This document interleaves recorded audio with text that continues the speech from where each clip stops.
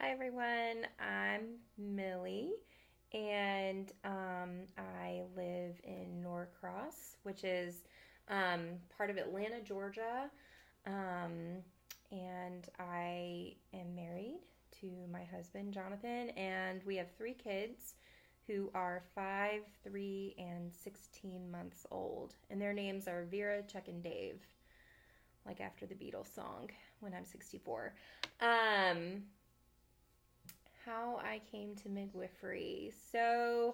Um, it's kind of a long story, but I decided to train to be a doula in 2013 and started doing doula work shortly after that. Primarily did work in hospitals and then moved to Chattanooga, Tennessee, where home birth is a bit more of a thing than where I had previously been living. So I got the opportunity to attend more home births there.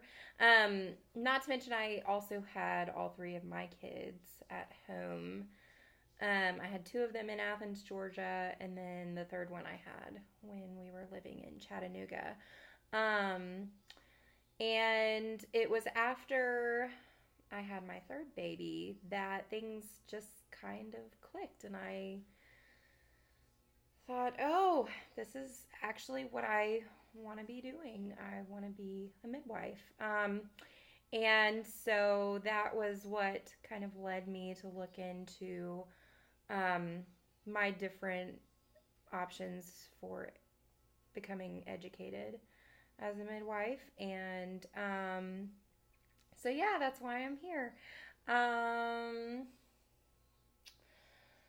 One day when I have my own midwifery practice, I don't really have a formal plan at the moment. I am just kind of open to whatever. I've had my own solo doula practice, but I can also definitely see the benefits of working in a collective or, you know, being in a partnership. So I'm definitely open to whatever the future has for me. And I definitely do think that that will also include um, training uh, other apprentices who are looking to become midwives, because I think it's so important to be able to pass on what I've learned to the next generation of midwives.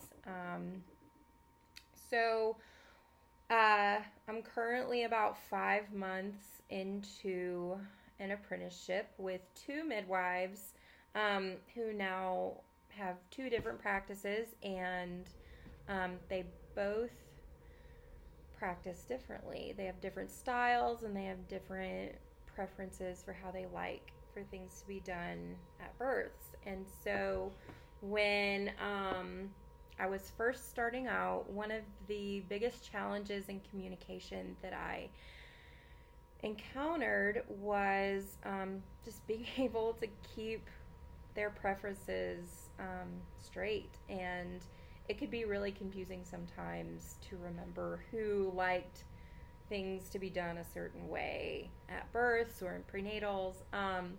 And so one of the things that I did to kind of help myself was after every single birth, and I still do this, but after every single birth, I fill out just like a one-page birth summary with, just how the birth went, and then what I learned.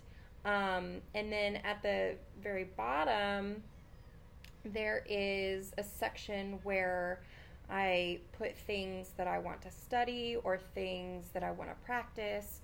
And I also note in particular things that maybe one of the midwives mentioned, like, hey, next time do things this way. And that way, for me, just being able to write it down and look at it and think about it is a great way for me to internalize, oh, okay, this midwife wants for me to do this way next time.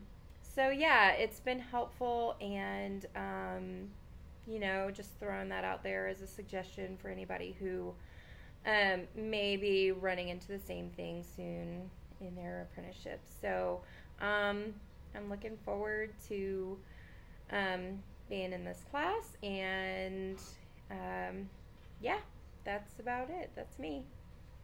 Have a good night, guys.